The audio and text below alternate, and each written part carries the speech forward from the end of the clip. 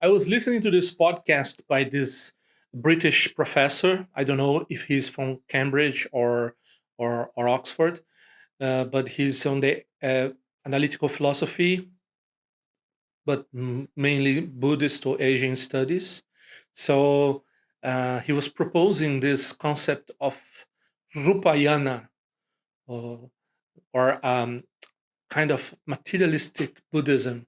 I don't know if he was being sarcastic, because I think Stephen Batchelor had already proposed something like that, Buddhism without beliefs. And those are all colonialist, and also, as Dzongsa Chensen Rinpoche, this is Buddhism from Oxford. Oxford has its own lineage of Buddhists, its own understanding of what the Buddha says, and it is it thinks itself as any other lineage or a school of Buddhism thinks. They understand Buddha better than any other lineage. But this has a long 200 years history. This colonialist appropriation of Buddhism. But we're going to see inside this video mostly about the old ideas of materialism in India that the Buddha fought against, and the new hegemonic, prevailing, materialistic or physicalist monism ideas that we have in current society that are hegemonic, and also something about the terminology of rupa, what it means, what it's supposed to mean, and what it is all about. Okay, let's see inside.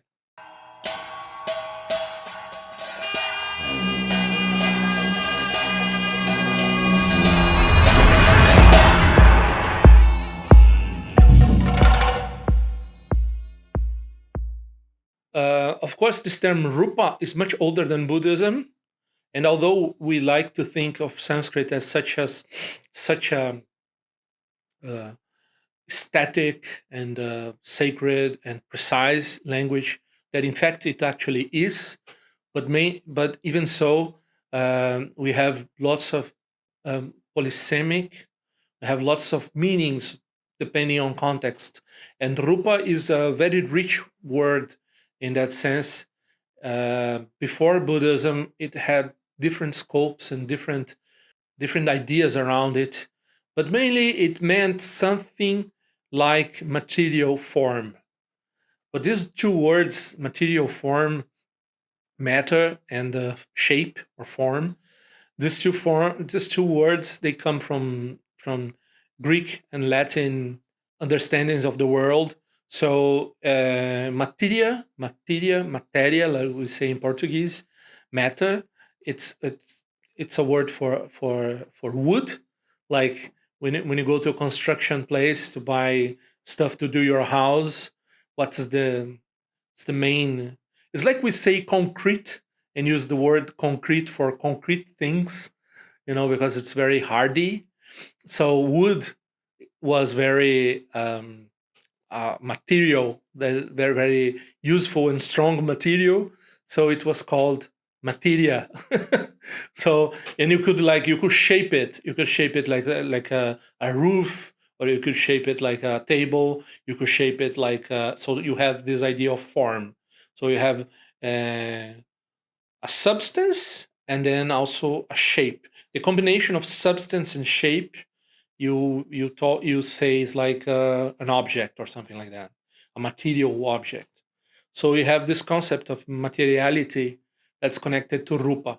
Of course, even before Buddhism, we have different kinds of materiality or visual concepts or visual shapes that are related also to rupa.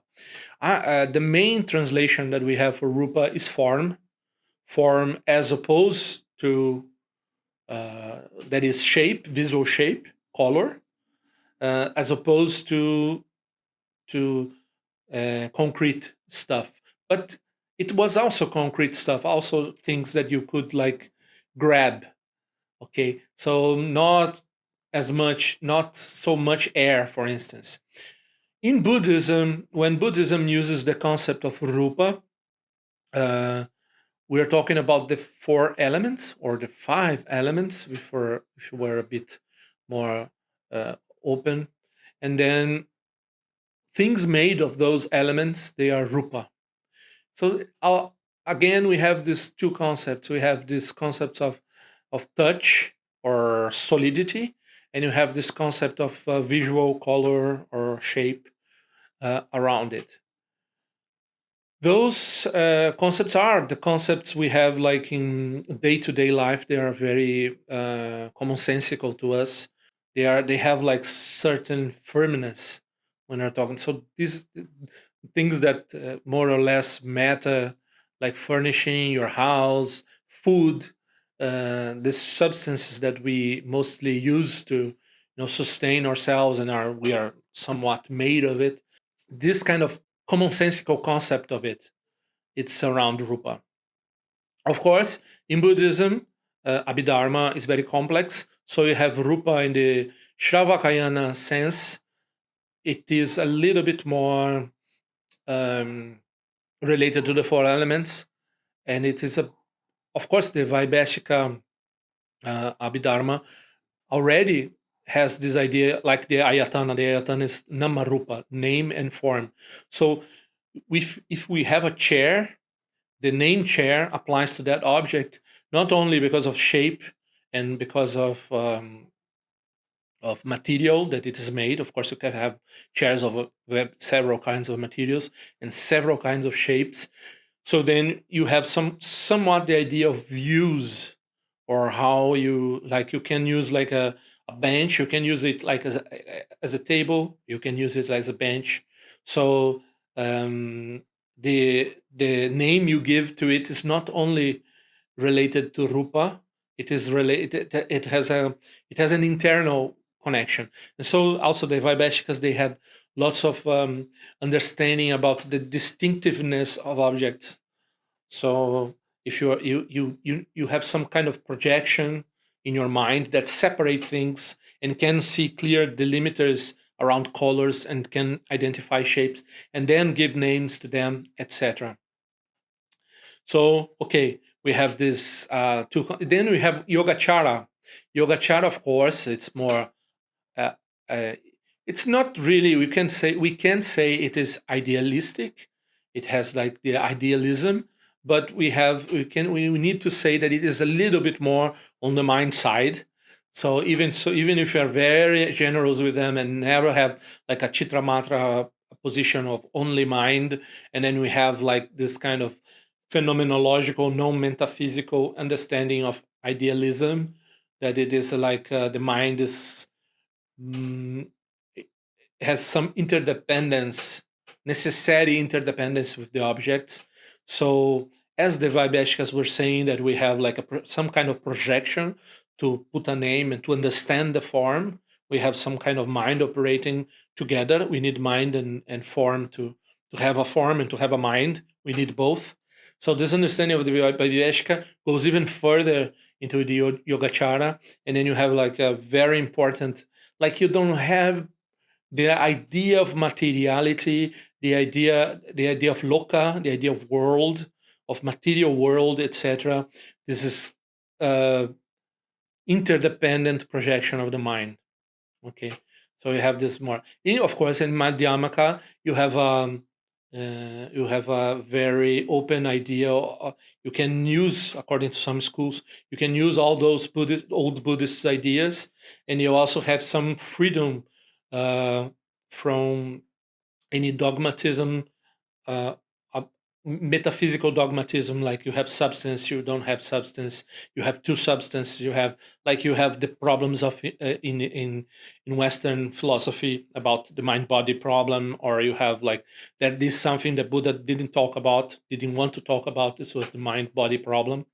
It's like it was the hard problem for him. It was like not an option to think about it. It is. I think it's because the notion of substance itself it's in itself it is self contradictory. So if you use the word substance to talk about like basics, not relative sense substance, like food substance, offering substance, it's okay to use. But if you have like um, basic substance that is form, like this guy in Rupayana, He wants to say, well, what really matters is the material shapes of things. And then he has to specify, is he talking about modern naturalist, like physical science definition of matter and what exists, which is not only matter but energy, forces, laws perhaps, and many things that we see, don't see, touch us, don't touch us, make us up, but we don't have a commonsensical day-to-day relationship with them. So we have all this mythology of physics going around, particles and well, we are mostly not made of matter, but we're vibrating particles and stuff like that, and black holes, and I don't know, turtles everywhere, something like that. So we have this kind of um, scholarship around matter, and then you have this commonsensical day-to-day table, bench, stuff, food offering, that we have substance. But when we have, like, when you put these two kinds of substances in a metaphysical plane, that is, when you're talking about monism, that is, you reach the conclusion that all that exists is the material stuff, be it the commonsensical material stuff, be it the erudite, scientific, dressed in white because science says so, or something like that. Physical stuff, be those people talking. If they make it metaphysics, they make it a substance. If they say, well, if you're saying anything else, you're a dualist, you're proposing a mind that is not a body. That's the whole issue. You have consciousness, and you have all these other properties, and then these erudite scientists, these people, they're oriented, not scientists in themselves, but people oriented to science.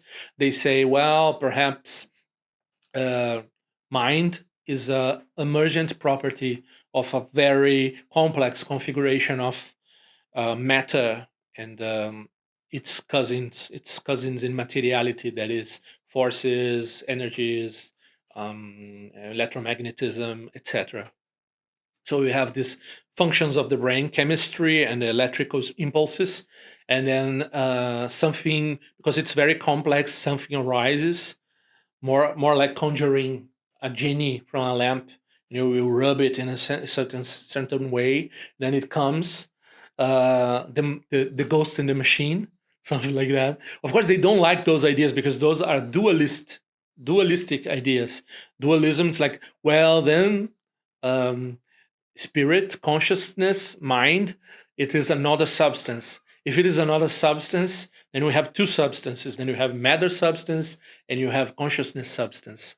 And then it's no good because, of course, for the Buddhist, it's no good because you have one more substance. If you have one substance, contradictory. If you have two substances, worse, it's two times contradictory. So, but for those people, it's like, well, there is problems with dualism, how those substances interact with each other, how they relate to each other. If they are really different, then they can't relate. If they have something in common, then they can be perhaps described as some same substance. That's their problem. That's the old hard problem of consciousness in philosophy, like unsolvable. According to the Buddha, you don't think about those things because why? If you think about the Madhyamika position, beyond the extremes, you don't have truly existing mind. You don't have truly existing objects, whatever they are made of. Okay, so you don't have truly existing two, you don't have truly existing one, you don't have truly existing pluralism, then you don't have also truly existing nihilism. That is, you're not saying things do not exist because they don't have like a concrete thing, essence behind them. So that's emptiness. That's the concept of emptiness. So, of course, if you have Buddhism you're talking about Buddhism, and then you don't want rebirth. You want to be like a modern, normal person that believes in science, and you don't want this dirty, superstitious, primitive people stuff like rebirth or doing puja, making changes in the world, or I don't know, you pray and things happen, or I don't know, magic, or I don't know, things that or gods or goddesses, and making symbolic offerings, all those things that are the day to day of us Buddhists, that are our practices, our understandings, our our life, our world. You don't want those things. You want a Buddhism that is clean from those. So you must think, how are you being um, pushed over and by in being like brainwashed by this colonialist mindset, that you think things are going so well in the world, when you, when you think about how the materialistic view has put like so much exploration, so much um, exploitation of the world and of other people. So materialism is like an idea that comes with a moral price in it. Of course, those people, if we're talking about moral price, of course, materialistic ideas are not new. So, in the time of the Buddha, they have the Charvakas. The Charvakas were hedonists. They don't have like very sophisticated ethics, but they do have like a system of worldly people, and they don't believe in rebirth. They don't believe in doing good or doing bad. Doesn't make that much of a difference. And um, and what exists is like matter and etc. This existed during the time of the Buddha. These modern people, what they're trying to do is like saying, well, perhaps hedonism and perhaps ethics not so politically correct, these ethics of these materialistic, old materialistic people. So we want the same materialistic worldview, but with some kind of goody goody boy like Stephen Batchelor, like putting some Buddhist ethics just to to ornament the pile of garbage that is the materialistic view.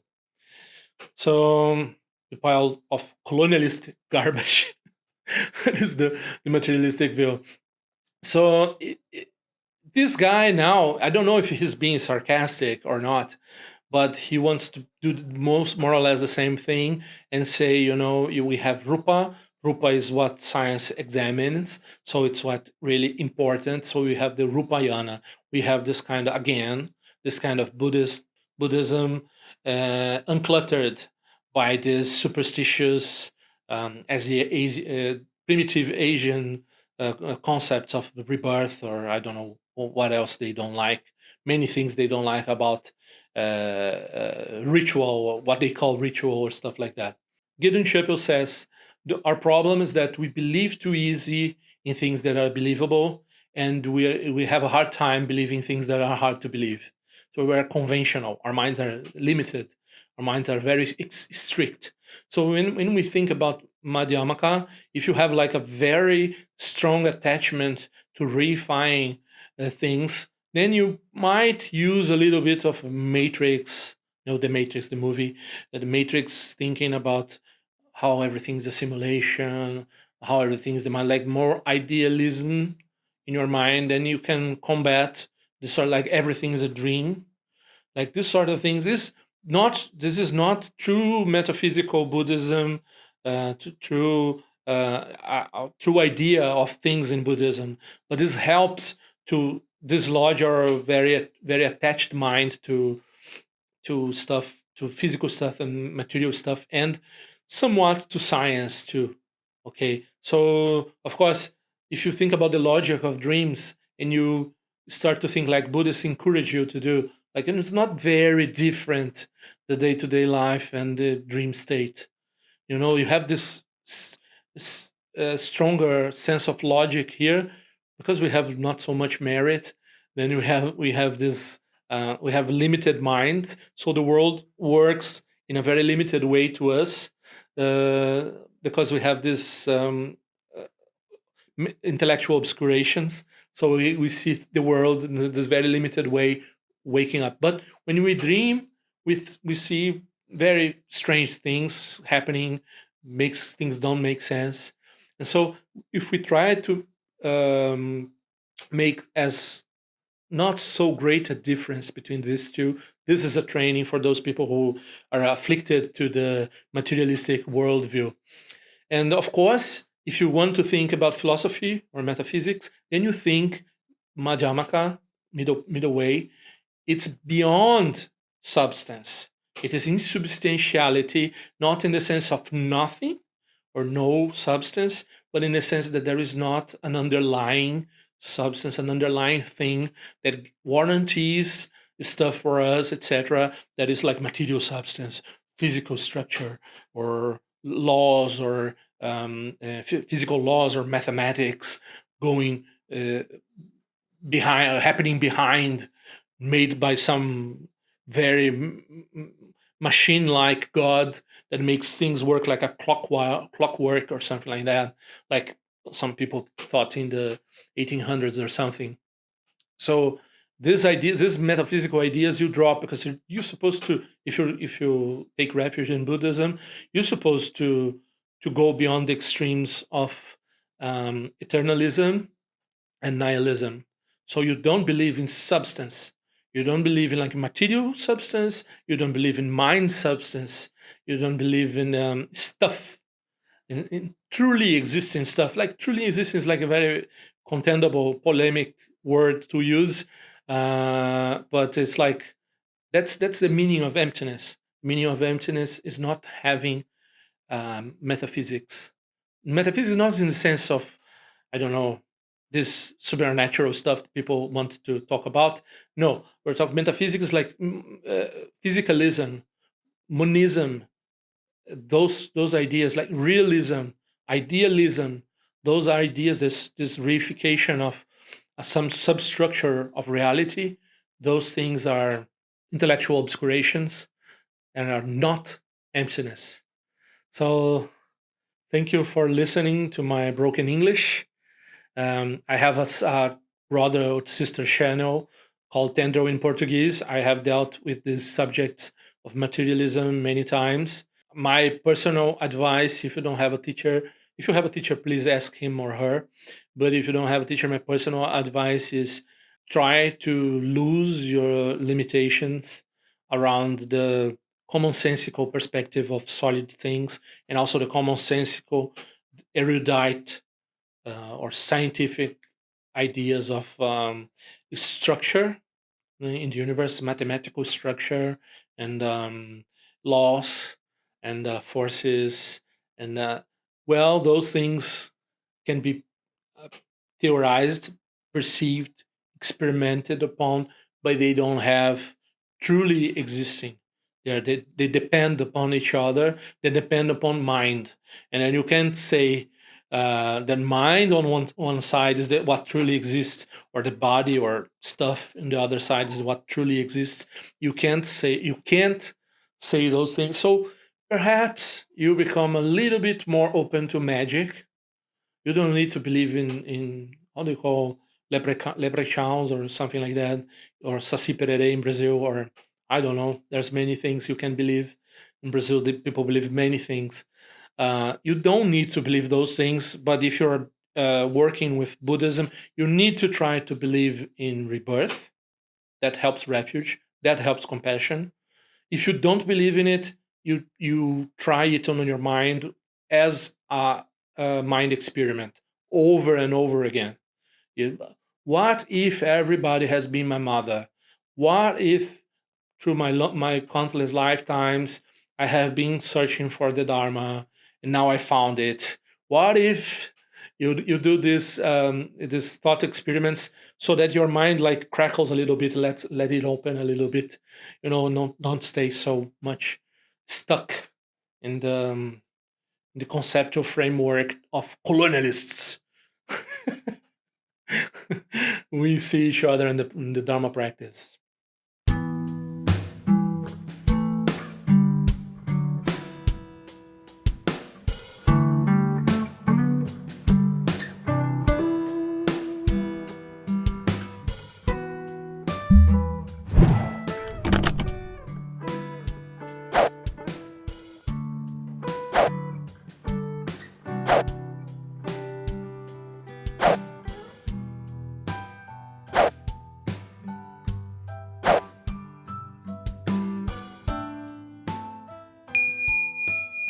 Throughout my many lives and until this moment, whatever virtue I have accomplished, including the merit generated by this practice and all that I will ever attain, this I offer for the welfare of sentient beings. May sickness, war, famine, and suffering be decreased for every being, while their wisdom and compassion increase in this and every future life. May I clearly perceive all experiences to be as insubstantial as the dream fabric of the night, and instantly awaken to perceive the pure wisdom display in the arising of every phenomenon. May I quickly attain enlightenment in order to work ceaselessly for the liberation of all sentient beings. Correlawe kore jingan so balande wa malu jingwa na chere zima te jinja so vesa pe kaja bu ten ju chi on so chi jame jabe ne jara sa wa kunja tu ji ose ta e ba me junu tu tu pe mo ne choki sa so da tu ten ju chi jime konye pe ma son ba sa son ran che se no ba e gar ju ma shu tu pe ko ko se te shin de sin ta shin shu jingme tu shu tu pa nang yu wan chu tu kon du pa de no bu yen ngen ko pa ma do la sa ne lun tu le ta tu ten ju chi pe me je son pe me rizo je pe me tan la jing ko se su wan pe ma che chi do ma rizo shin do ni pe me lun je do ju chi pe nan jungwa na chim bol dan ba yo re ne ba dan de ba zin pe che bo nan ko se sha se ne ju chi do su san je go ro rin po shin gon du kon da de bo chum ba sha bar che kon sa do do da ba so so adab so chi lab do so shin na so go ba che shu wa dan san pa lon je do pa chen che lo mo mo mo go ben zi ho mo mo go ben zi ho mo go ben zi ho ken lo sho son lo che zan lin sa son cha ba ba do ju sho son na wa lo mi do sun ge le shu